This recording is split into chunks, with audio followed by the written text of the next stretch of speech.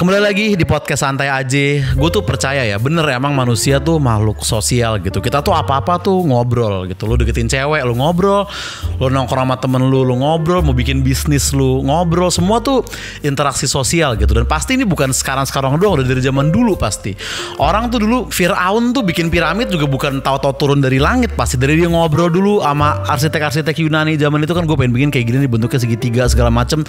Dari ngobrol sampai akhirnya jadilah piramid. Kolosium di Roma juga nggak kebentuk karena prajurit-prajurit Itali lagi iseng main lempar-lemparan batu terus nggak sengaja jadi stadion gitu kan, kagak kan? Pasti mereka ngobrol dulu. Kita butuh tempat nih buat nontonin teman-teman kita berantem lawan singa. Di mana ya? Kan gitu pasti awalnya. Waktu Bung Karno diculik ke Rengas Dengklok juga pasti pemuda-pemuda itu ngobrol sama dia. Nggak mungkin diem-dieman atau cuman basa-basi kayak Bung Karno aslinya mana sih Bung? Gitu nggak mungkin. Kalau kayak gitu pasti dijajah kita sampai sekarang. Neil Armstrong juga ke bulan tuh pasti dari obrolan juga awalnya. Dia di kantor NASA mikir, nih kayaknya udah saatnya kita pergi ke bulan deh gitu. Atau enggak kayak, nih kayaknya udah saatnya kita foto di studio terus kita bohongin satu dunia deh pura-pura ke bulan. Ya entahlah yang mana yang benar, tapi dia pasti dari ngobrol. Manusia tuh ngobrol banget intinya. Makanya kemampuan sosial ngobrol kita tuh udah kelatih banget tanpa kita sadarin. Bahkan kadang ketika orang nggak ngobrol itu tanda masalah gitu. Kayak di pernikahan misalkan, kalau lu banyak diem-dieman berarti itu masalah. Kayak ada teman gue cewek cerita gitu, suami gue tuh diem terus di rumah tuh dia nggak ngobrol, di luar rumah juga dia diem aja nggak pernah ngomong gitu. Kenapa ya? Gue tanya, suami lu siapa emang? Limbat. Dia bilang, oh ya wajar kalau itu, kata gue. Itu mah emang nggak ngobrol, dia emang karakternya begitu, bukan marah sama lu. Orang seintrovert apapun tuh pasti bisa ngobrol gitu. Orang kan macem-macem kan. Kalau yang susah ngobrol tuh introvert, yang banyak ngobrol extrovert, kalau yang di tengah-tengahnya tuh ambivert ya kan. Nah kalau yang ngelatih bola tuh kluivert. Beda-beda lah orang lah. Tapi semuanya gue yakin tuh tanpa sadar udah terlatih buat menghadapi situasi-situasi sosial tertentu gitu loh. Ketika kita deketin cewek dan kita tanya mau makan apa, dia jawab terserah, kita langsung tahu tuh, oh berarti gue yang harus mikir nih kita makan apa sekarang. Ketika kita main ke rumah teman kita waktu SMA, terus ibunya nanya mau minum apa, kita udah tahu jawabnya biar sopan tuh harus air putih aja atau apa aja lah, gampang tante, pasti gitu. Gak mungkin kan mau minum apa kita jawab karamel macchiato sih tante, less ice ya, gulanya dikit aja sama sedotannya kalau bisa yang stainless gitu. Diusir dari rumah itu. Ketika temen lu nunjukin bayinya yang baru lahir, kita udah tahu responnya tuh kalau nggak gemes banget atau nggak lucu banget gitu kan. Nggak mungkin lu bilang ya lucu sih tapi sebenarnya ya biasa aja sih bro, maksudnya ya bayi aja gitu. Sama aja kayak kalau gue lagi buka Google, gue ketik bayi gitu ya, bentukannya sama aja kayak anak lo ini. Jadi ya nggak terlalu ada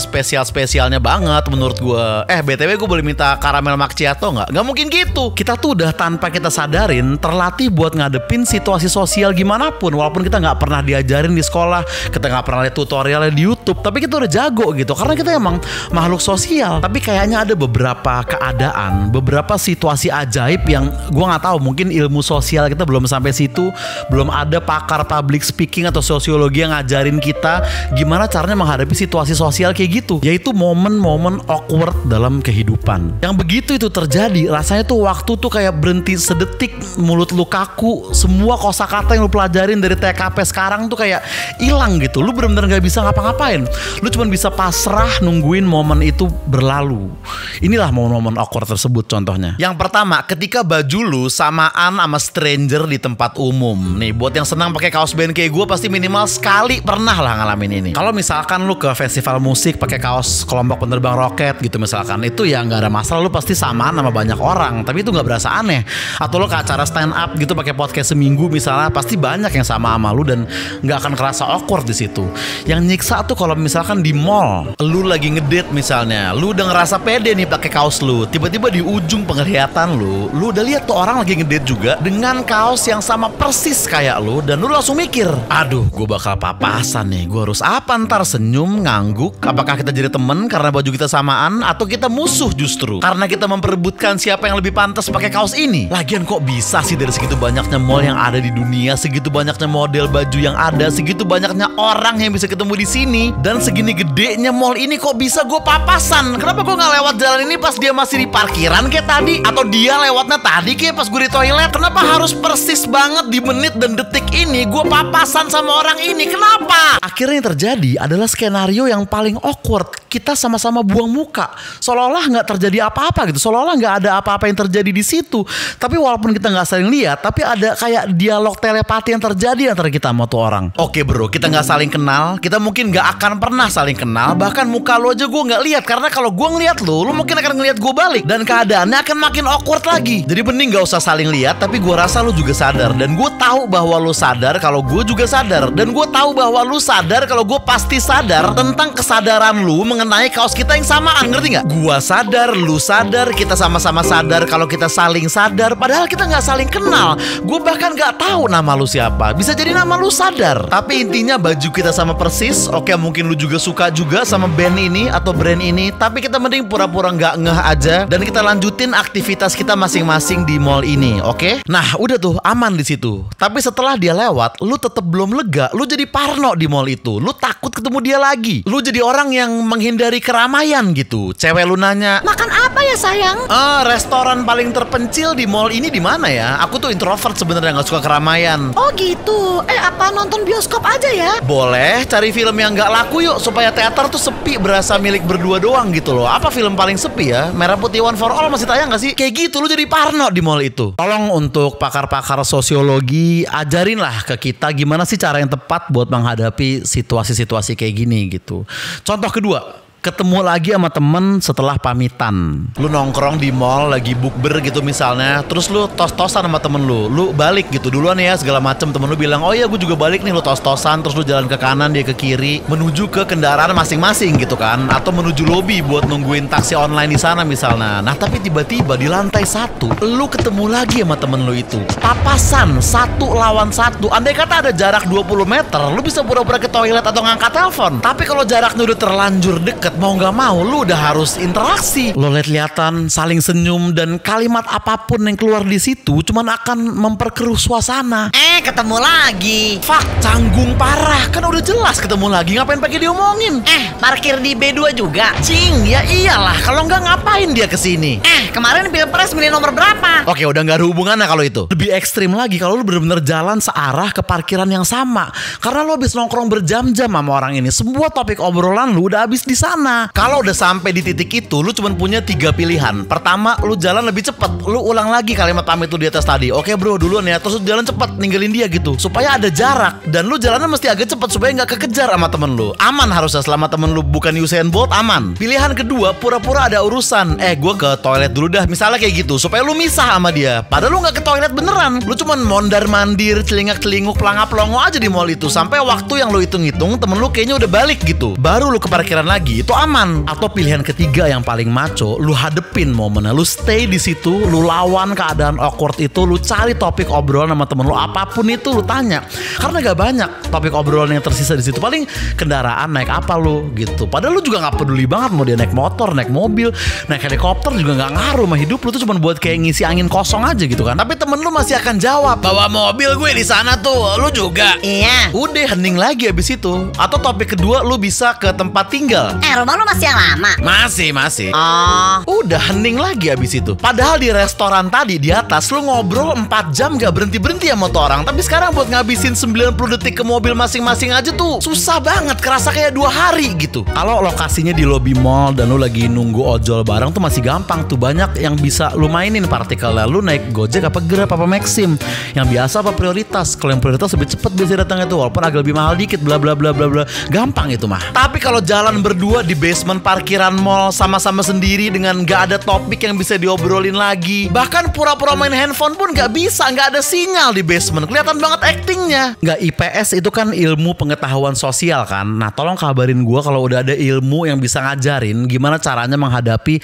keadaan sosial kayak gini. Yang ketiga, ketemu sama orang yang lu lupa. Kadang lu inget itu orang siapa, tapi lu lupa kenal di mana, lu lupa ketemu sama dia di mana gitu. Kadang lu inget orangnya, inget lu kenal di mana, tapi lupa namanya doang.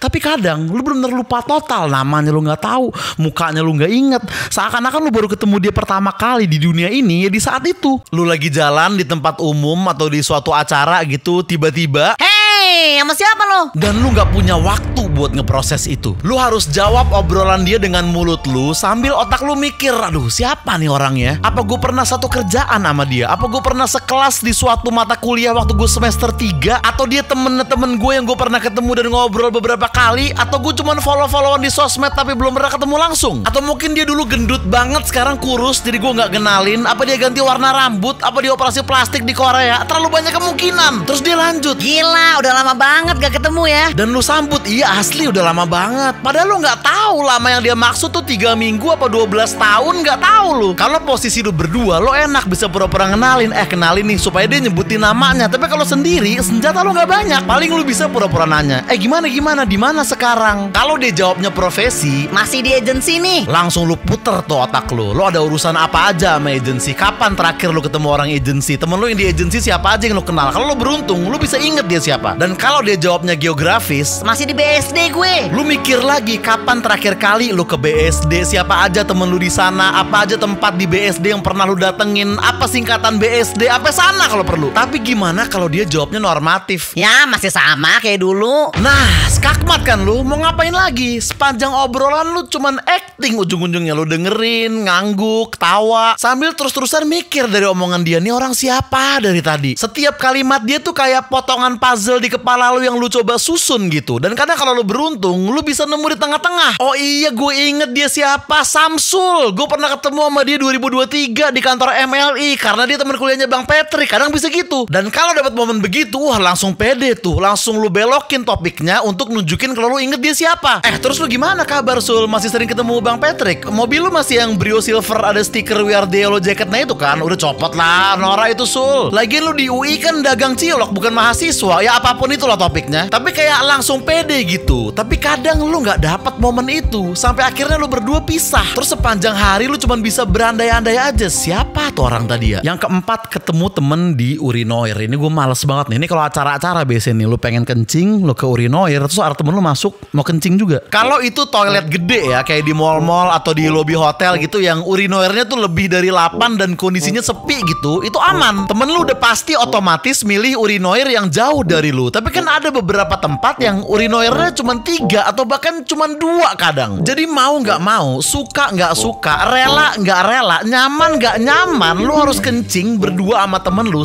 samping-sampingan sambil berharap momen ini cepet selesai dan besi-besi urinoir ini cukup lebar buat nutupin selangkangan lu berdua. Itu segala macam skenario awkward terjadi di situ. Diem-dieman, pura-pura nggak sadar kalau lu saling kenal. Itu aneh loh. Karena aneh kalau mau ngobrol nih, tatap-tatapan tuh aneh. Ngobrol kayak gitu dengan posisi celana lu setengah kebuka tuh aneh. Jadi akhirnya apa yang terjadi? Biasanya nih ya, gue tetap ngobrol sama temen gue itu kayak biasa aja, nggak bahas kencing, nggak bahas toilet, ya udah obrolan biasa. Ngobrolnya normal, tapi mata kita berdua kemana-mana. Tatapan kita saling kabur gitu. Dia ke lantai, gue ke langit-langit. Kadang kita jadi ngeh ada apa aja di kamar mandi itu. Oh, hexosnya di atas. Oh, ada lukisan bunga di sebelah kiri gitu. Lu jadi merhatiin interior kamar mandi itu sambil nanya ke temen lu, si Roni kenapa nggak datang ya? Padahal kan rumahnya deket sini kan. Dan temen lu jawab sambil ngeliatin ke arah wastafel, padahal nggak ada apa-apaan di sana. Gak tahu deh, sibuk kali ya. Kan baru nikah juga tuh anak. Udah lu ngobrol dah tuh. Padahal dalam kepala lu, kenapa pas banget sih lu masuk sini pas gue lagi kencing juga? Jedain kayak 2 menit gitu loh maksud gue. Sedangkan di kepala temen lu, Tahu gitu gue pilih toilet di lantai lain aja. Jalan dikit gak apa-apa dah daripada ketemu begini.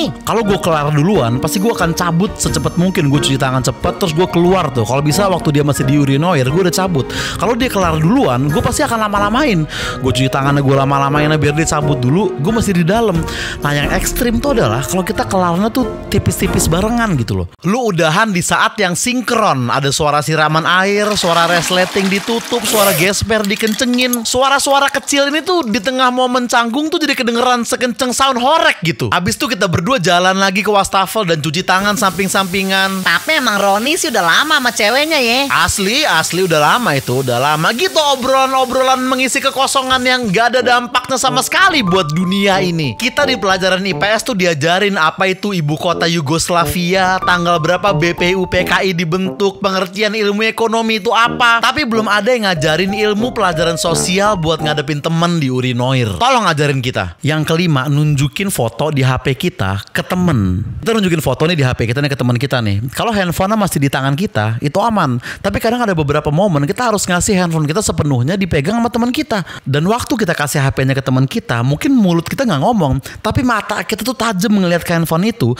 sambil ngomong dalam hati. Oke, lu lihat satu foto ini aja ya. Jangan berani-beraninya lu nge-scroll ke kiri atau ke kanan. Itu galeri gua, men. Itu ruang pribadi rahasia gue. Ibu gue pun yang melahirkan gue ke dunia ini nggak pernah buka galeri di handphone gue. Jadi kalau lu nge-scroll, akan ada suatu harga yang kita bayar untuk pertemanan ini. Dan momen paling horor adalah ketika jempol dia udah mulai bergerak ke arah pinggir layar. Jantung lu tuh langsung ngebut gitu. Mata lu yang tadinya natap muka dia sekarang fokus ke jempol sialan itu. Dan lu langsung ngambil ancang-ancang buat narik HP lu cepet-cepet sambil bilang, Bentar-bentar, ada WhatsApp masuk kayaknya deh. yang dimana sebenarnya nggak ada yang lu umpetin juga, nggak ada selfie bugil yang lu rahasiain dari dunia ini, nggak ada video bokep lu umpetin di folder-folder rahasia, nggak ada. Paling apa sih yang ketahuan? Paling bukti transfer bayar listrik 3 hari lalu atau tweet-tweet kocak yang lu pernah screenshot gitu-gitu doang. Tapi tetap aja rasanya tuh kayak ada rahasia lu di situ dan lu nggak pengen temen lu tahu gitu. Karena gue tuh nggak berani HP dipegang temen. Bukan karena kayak zaman dulu takut dibajak gitu, ntar temen gue nulis status BBM yang aneh-aneh, nora-nora. Bukan kayak gitu lagi, tapi karena ya HP gue ya privacy gue, ngerti nggak? Gue nggak mau dia lihat galeri gue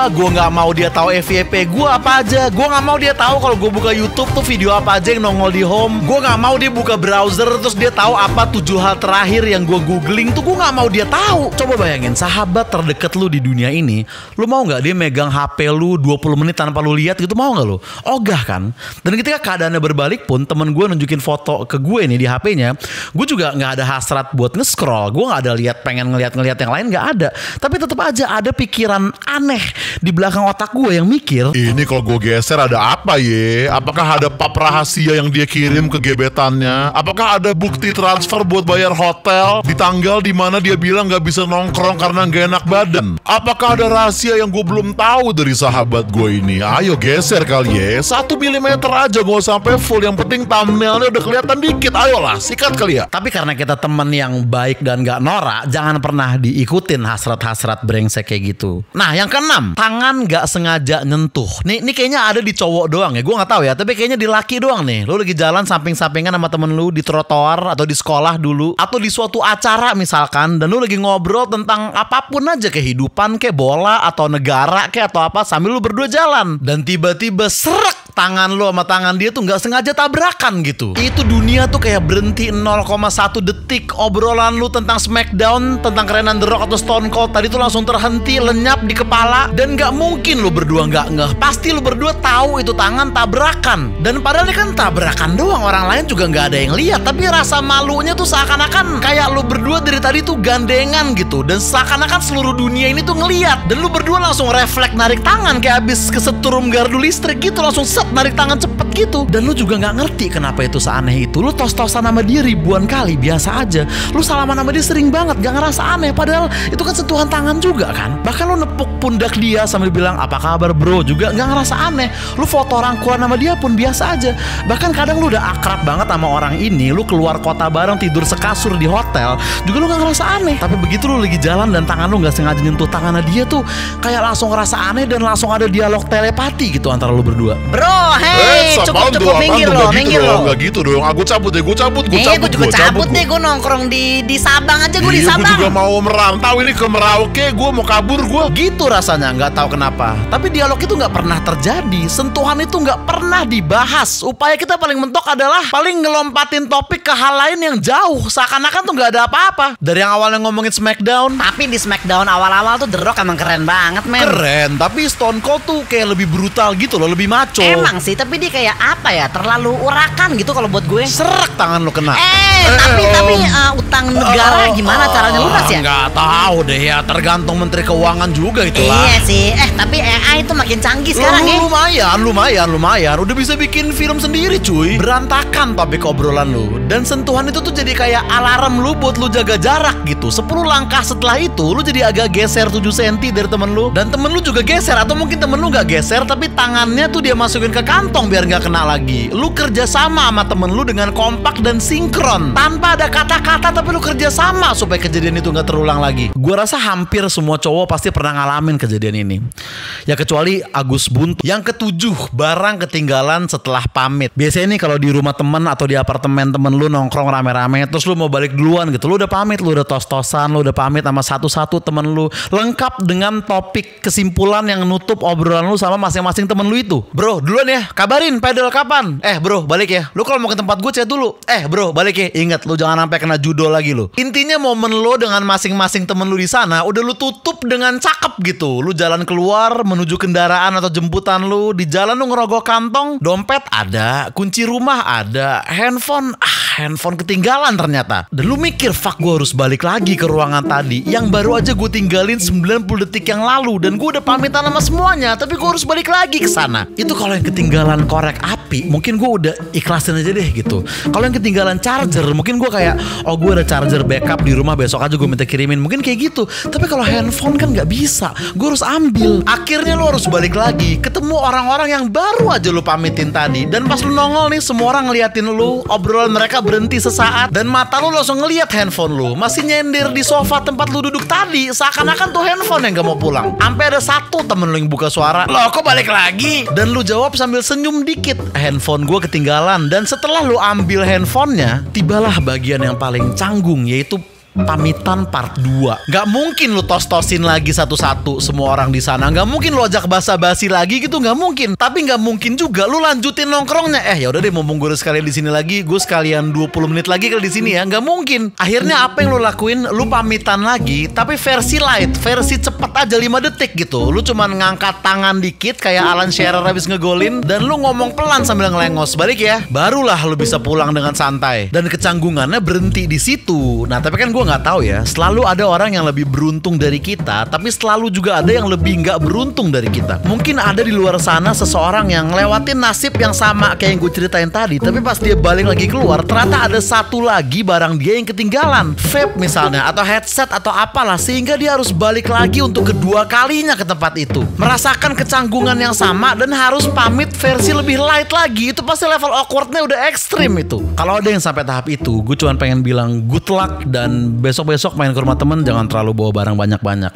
Nah, yang terakhir nih, ini mungkin agak jarang dialamin, tapi gue pernah ngalamin ini, yaitu duduk di samping stranger di Halilintar Dufan. Itu awkward banget beneran. Itu canggung tuh. Karena kan lu misalkan lu ke Dufan ya sama teman-teman lu, itu kan gak semua bareng naik semua wahana ya kan. Ada yang gak berani lah, ada yang pengen nunggu di bawah, ada yang pengen makan dulu segala macem. Nah, gue waktu itu naik Halilintar itu berlima kalau gak salah. Yang lain tuh nunggu di bawah. Jadi kan 5 orang nih. Nah, temen gue berdua. Jadi kan sisa gue 1 kan. Sehingga gue duduk di samping cowok stranger entah siapa yang nasibnya sama kayak gue di hari itu. Nah, biasanya kan lu kan naik wahana ekstrim tuh kan sama temen atau sama pasangan, apa keluarga gitu kan. Ada orang di samping lu yang lu kenal untuk sharing ketakutan dan ya ketawa-ketawa lah pas udah selesai gitu. Nah, ini stranger, dan Halilintar tuh kan ada naiknya dulu, terus turun ngebut gitu kan. Nah, pas bagian turun yang udah kenceng tuh nggak ada masalah tuh. Kita masing-masing udah ya teriak-teriak sendiri aja, asik sendiri gitu. Canggungnya itu pas naik. Wah, itu mungkin pengalaman naik Halilintar paling deg-degan yang pernah gue alamin. Dan deg-degan bukan karena wahananya, tapi waktu lagi tanjakan itu paling kan naik cuman semenit lah ya. Rasanya tuh kayak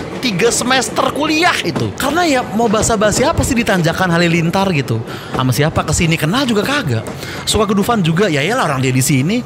Lebih suka Halilintar ini apa yang Ata gitu. So asik jatuhnya. Yang duduk depan kita udah heboh. Yang duduk belakang kita lagi ngobrol. Kita diem-dieman. Gue ngeliat pemandangan, dia ngeliat pemandangan. Tapi ada momen mata kita ketemu dan adalah senyuman dan anggukan tipis di situ ada. Tapi nggak ada satu kata pun yang terlontar dari kita berdua. Tapi mata kita tuh kayak ngobrol. Oke, lu mau ngobrol nggak? Apa mau diem-dieman aja? Ya kalau lu buka obrolan mah gue ayo aja. Ya gue sih nggak mau buka duluan. Kalau lu mau ngobrol, lu yang buka, ntar gue sambut pasti. Tapi kalau gue harus mulai duluan, gue juga nggak tahu mau ngobrol apa. Ya udah kita diem-dieman aja. Kita diem-dieman. Abis itu setelah wahana ini selesai, kita saling nggak kenal aja selama-lamanya. Oke, aman ya. Aman gue, aman. Gitu kayaknya rasanya tatapan mata kita waktu itu. Oke, itulah momen-momen awkward yang menurut gue cukup mengganggu jiwa-jiwa introvert ya. bahkan mungkin ekstrovert, bahkan mungkin ambivert kayak Raisa pun akan terganggu gitu. Intinya ini adalah momen-momen yang menurut gue cukup nggak nyaman rasanya di gue gitu. Kalau ada momen yang gue kelewatan yang lu pernah alamin, coba tulis di kolom komentar. Kalau gue baca dan gue tahu harus balas apa, gue akan balas. Kalau gue nggak balas berarti gue nggak baca atau gue bingung balesnya apa gitu. Bukan karena awkward ya, tenang aja.